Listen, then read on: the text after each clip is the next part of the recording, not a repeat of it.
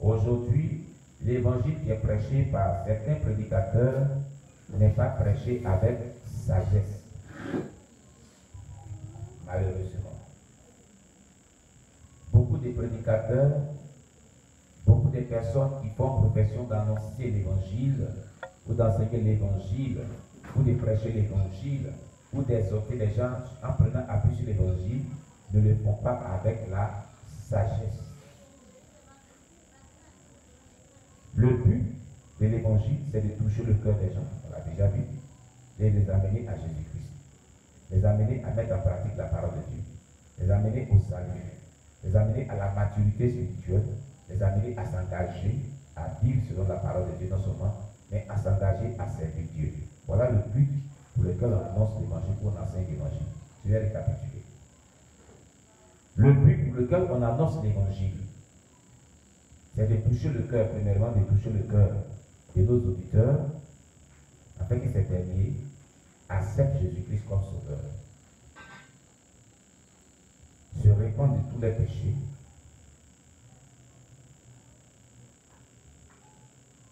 vivent selon la parole de Dieu, afin que ces personnes, eh bien, s'engagent à annoncer l'évangile à leur tour. Mais avant cela, il faut que ces personnes atteignent la maturité spirituelle avant de s'engager à annoncer l'évangile. Donc, les pasteurs, les prédicateurs, les responsables des églises, des assemblées chrétiennes, ont pour rôle d'amener les chrétiens à pratiquer tous ces éléments que je viens d'énumérer, à vivre tous ces éléments, afin d'atteindre une certaine maturité spirituelle. Nous sommes appelés vraiment à amener nos chrétiens à la maturité spirituelle, à une prise de conscience de leur état spirituel et de la relation qu'ils développent avec le Seigneur et avec leur prochain. Je reprends. Tout prédicateur a pour rôle, tout enseignant de la Bible a pour rôle, tout évangéliste a pour rôle d'amener chaque chrétien ou chaque auditeur qui l'écoute à une prise de conscience, à une mise en application de la parole de Dieu, à la maturité spirituelle et à pouvoir s'engager à servir Dieu comme sur toi. Voilà le rôle de tous les prédicateurs. À prier aussi pour ces personnes. Les soutenir dans la prière ou prier pour des cas qui ont des problèmes, les gens qui ont des problèmes de délivrance. Et les personnes qui sont malades, ce qui nécessite d'être assisté par le pasteur, par vraiment le pasteur au travers des prières. Alors, aujourd'hui, est-ce que la plupart des pasteurs accomplissent cette œuvre? Nous pouvons dire avec certitude que plusieurs parmi nous n'arrivent pas vraiment à le faire comme il se doit, de manière générale. Mais néanmoins, il y a quelques-uns qui le font. Que le nom de Dieu soit béni. Alors, nous disons tantôt que quand il est présenté avec sagesse, nous pouvons avec confiance nous attendre à ce que le Saint-Esprit coopère efficacement avec nous. Le Saint-Esprit coopère efficacement avec le prédicateur de l'évangile lorsque ce dernier présente l'évangile avec sagesse. Ça veut dire que dans la présentation de l'évangile, ou bien dans le service de l'œuvre de Dieu, il y a une coopération qui s'est faite entre le prédicateur et le Saint-Esprit. Voilà ce que chacun est en train de vous dire. Il y a une collaboration. D'ailleurs, l'un des épîtres de Paul nous dit, nous sommes ouvriers avec le Seigneur. Quand la Bible déclare que nous sommes ouvriers avec le Seigneur, ça veut dire que nous sommes collaborateurs avec Dieu. Dieu coopère avec nous. Il travaille en coopération avec nous. Amen. Mais cela ne peut se faire que si nous présentons l'évangile avec sagesse. Beaucoup de personnes ont été choquées du fait que l'évangile ne leur a pas été présenté avec sagesse et d'autres même ont rétrogradé par la faute du manque de sagesse dans la présentation de l'évangile. Par certains des prédicateurs, tellement que le zèle était tellement fort, il est devenu un zèle amer. Il ne faudrait pas que tu présentes l'évangile avec un zèle amer. Alléluia.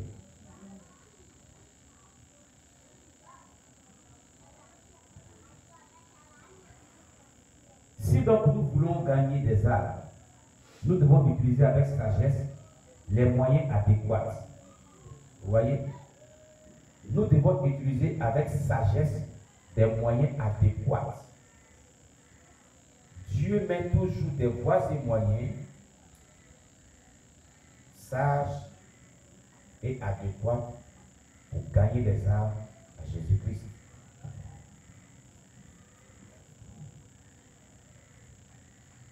Si nous n'utilisons pas ces moyens, comment est-ce que nous allons gagner les âmes à Jésus? Beaucoup de prédicateurs, beaucoup d'hommes de Dieu, des femmes de Dieu qui annoncent l'évangile ne sont pas encore efficaces parce qu'ils n'ont pas encore trouvé les voies et moyens adéquats pour présenter l'évangile avec sagesse. À chaque peuple est donné des moyens adéquats pour les envoyer à le Seigneur, pour les gagner à Jésus-Christ. Et à chaque peuple est utilisé une sorte de sagesse pour les convaincre afin que ces derniers se donnent au Seigneur Jésus. Parce que les cultures varient, les mentalités varient, les traditions varient, les modes de vie varient. C'est pourquoi nous disons que lorsque nous allons annoncer l'évangile, chaque personne qui annonce l'évangile doit se laisser ouvert à l'action du Saint-Esprit, à la direction du Saint-Esprit, à l'inspiration du Saint-Esprit. Et avant de s'engager sur un champ de mission, que ce prédicateur ou bien cet envoyé de Dieu passe le temps devant la face de Dieu pour savoir, pour demander à Dieu qu'est-ce qu'il va faire pour pouvoir gagner le cœur des gens. Quelle est la stratégie que Dieu veut qu'il utilise? Quels sont les passages bibliques sur lesquels il va prendre appui pour leur parler? Quel type de consécration qu'il lui faut? Quelle démarche il doit reprendre pour pouvoir vraiment toucher le cœur de ces personnes afin que ces personnes puissent vraiment accepter l'évangile qu'il va leur annoncer. Voilà, toutes ces choses-là sont très utiles dans l'exercice du ministère. Parce qu'à chaque peuple, il y a une certaine mentalité. À chaque peuple, il y a une certaine culture. À chaque peuple, il y a une certaine mode de vie qui est développée dans les vies. Qui ne peut vraiment accepter certaines choses que d'autres personnes acceptent dans certains endroits. Vous allez prendre le même passage biblique. Ça se vérifie. Là, vous pouvez prendre le même passage biblique et prêcher avec 2 ou 3 personnes. Ces personnes peuvent ne pas donner leur vie à Jésus. Pendant ce temps, vous prenez le même passage, vous le prêchez à quelqu'un d'autre, facilement il donne sa vie à Jésus. Vous voyez, voilà pourquoi nous nous exprimons ici. Parce que c'est par expérience que nous disons ces choses. Laissez-vous à l'action du Saint-Esprit. Laissez-vous inspirer par le Saint-Esprit. Laissez-vous guider par le Saint-Esprit dans l'évangélisation et dans n'importe quel domaine de l'œuvre de Dieu. C'est le Saint-Esprit qui œuvre au travers de nous. Il est le maître incontesté de son œuvre. On ne peut faire l'œuvre de Dieu à la place du Saint-Esprit. Au grand jamais. Le problème aujourd'hui de ceux qui servent Dieu veulent faire l'œuvre de Dieu à la place du Saint-Esprit. Certes, nous avons une certaine responsabilité dans l'œuvre de Dieu que nous faisons. Mais nous avons des limites. Quand nous outrepassons notre limite, Dieu ne peut plus agir. Il nous regarde. nous regarde parce qu'ils sont rentrés dans ses limites, et dans son sphère, dans sa zone. Il nous regarde faire. Il faut savoir tes limites. Il faut savoir ta responsabilité. Amen. Je vais poser des questions.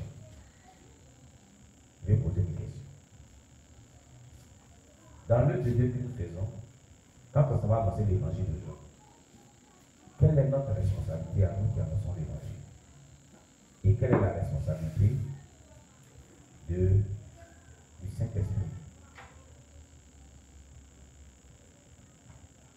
Chaque personne, il y a des personnes qui s'engagent dans le combat pour pouvoir gagner une âme à Jésus-Christ.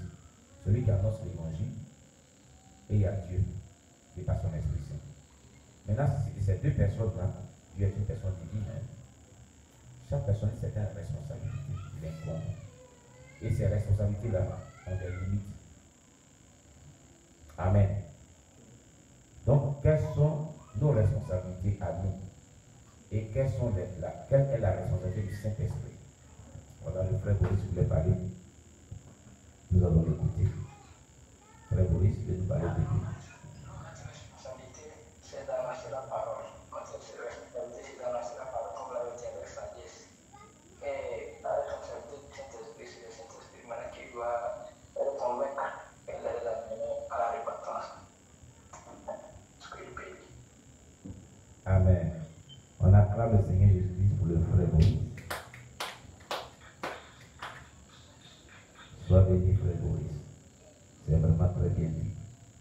Seulement qu'il y a quelque chose que je vais ajouter. Et je vais ajouter quelque chose qu'il a dû oublier.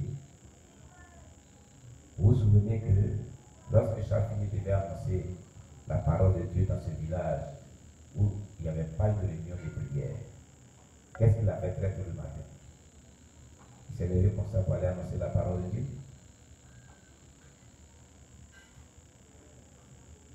Qu'est-ce qu'il a fait? Tiens. Qui a parlé tout à l'heure? Mangaza. Waouh! Il est sorti très tôt le matin pour aller s'isoler dans un bosquet pour prier. Il est reparti. Il est revenu prier encore deuxième fois. Il n'était pas satisfait. Il est reparti. Il est revenu prier troisième fois. Quand il était convaincu, il est reparti maintenant à son hôtel. La première responsabilité, avant qu'on ne fait quoi que ce soit dans l'évangélisation ou dans la prédication, c'est la préparation spirituelle du canal qui va y annoncer l'évangile et la préparation spirituelle des cœurs qui vont nous écouter. Et cette préparation-là, c'est fait quoi? Dans la prière. Le prédicateur doit s'isoler dans la présence de Dieu, présenter ce qui va aller annoncer aux gens que Dieu lui a mis à cœur entre les mains du Seigneur, lui demander de rendre cela efficace, d'utiliser cela pour toucher le cœur des gens, pour parler au cœur des gens, afin de saisir le cœur et amener le cœur instruit à ce qu'il va les présenter clairement avec sagesse comme l'évangile. Donc la première responsabilité est de pouvoir passer un temps suffisamment dans la présence de Dieu. En préparant ce que nous allons annoncer spirituellement dans la prière. D'autres même se retirent en prenant jeûne et prière. Par moment, c'est nécessaire. Deuxième responsabilité, comme l'a dit le frère Boris, c'est d'aller annoncer l'évangile. Troisième responsabilité,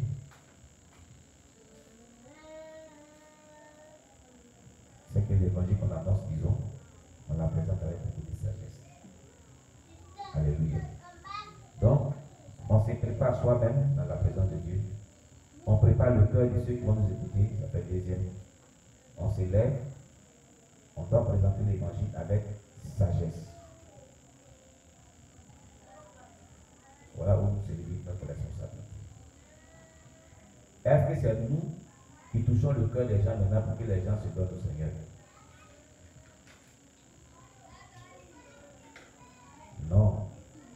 vous avez bien dit, c'est pas nous. Cette responsabilité maintenant incombe au Saint-Esprit.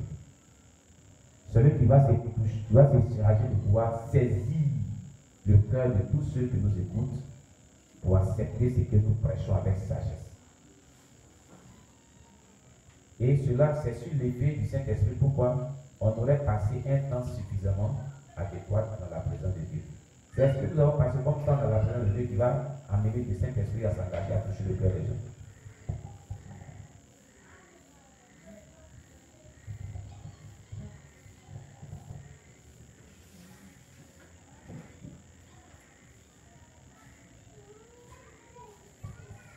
Alléluia.